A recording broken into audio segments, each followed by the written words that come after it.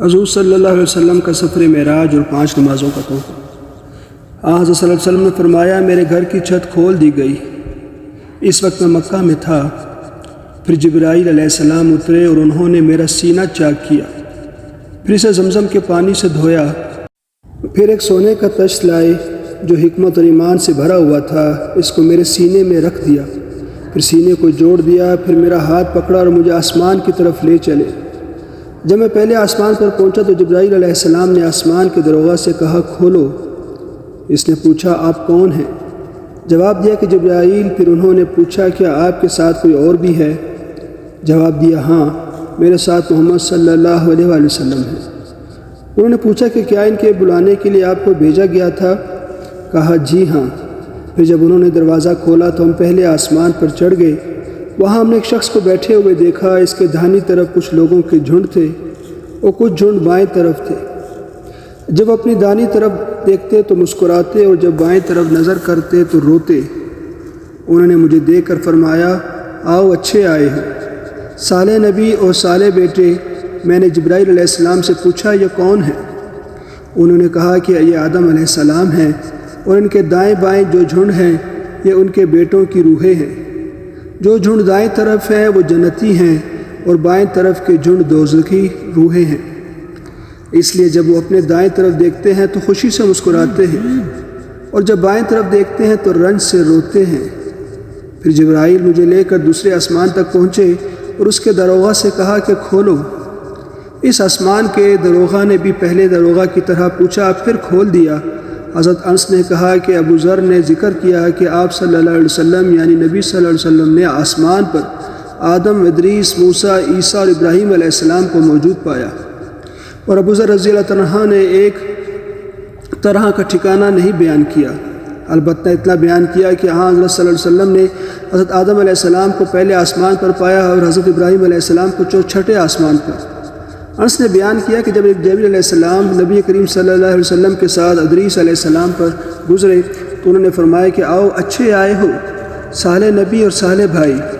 میں نے پوچھا، یہ کون ہے؟ جواب دیا کہ ادریس علیہ السلام ہیں۔ پھر موسیٰ علیہ السلام تک پہنچا۔ انہوں نے فرمایا، آؤ، اچھے آئے ہو، صالح نبی اور صالح بھائی۔ میں نے پوچھا، یہ کون ہے؟ جبرائیل علیہ السلام نے بتایا کہ موسیٰ علیہ السلام ہے۔ پھر میں نے عیسیٰ علیہ السلام تک پہنچا۔ انہوں نے کہا کہ آؤ، اچھے آئے ہو، صالح نبی اور صالح بھائی۔ میں نے پوچھا، یہ کون ہے؟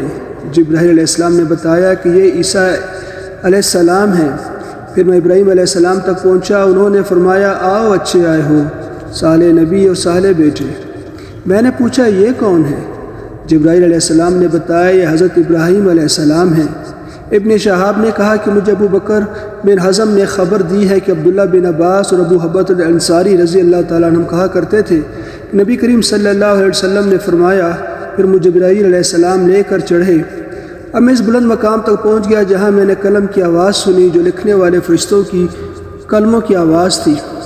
ابن حزم نے اپنے شیخ سے اور انس بن مالک نے ابو ذر رضی اللہ تعالیٰ عنہ سے نقل کیا ہے کہ نبی کریم صلی اللہ علیہ وسلم نے فرمایا، بس اللہ تعالیٰ نے میری امت پر 50 وقت کی نمازیں فرض کی۔ میں یہ حکم لے کر واپس لوٹا۔ جب موسیٰ علیہ السلام تک پہنچا تو انہوں نے پوچھا کہ آپ کی امت پر اللہ نے کیا فرض کیا؟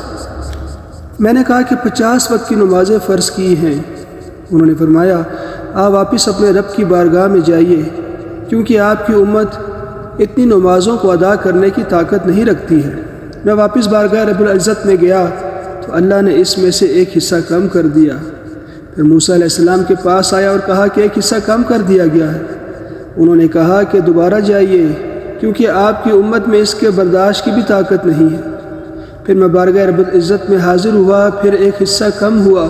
جب موسیٰ علیہ السلام کے پاس پہنچا تو انہوں نے فرمایا کہ اپنے رب کی بارگاہ میں پھر جائیے، کیونکہ آپ کی امت اس کو بھی برداشت نہ کر سکے گی۔